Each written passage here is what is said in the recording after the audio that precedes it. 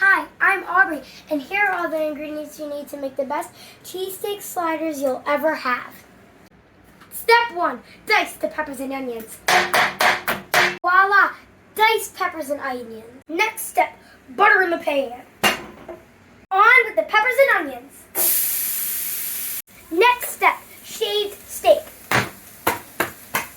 Steak in pan. Next step, a little mixy. Next step, time to get saucy. Next step, 1/4 cup chili sauce. 2 tablespoons yellow mustard. 1 tablespoon garlic powder. 1/4 cup brown sugar. 1/2 packet French onion mix. Back to the mixy. Next step, open the rolls. Now cheese them. And the meat. Little spready spread and a little cheese. And top bun. Bake at 350 for 6 to 8 minutes. The finished product.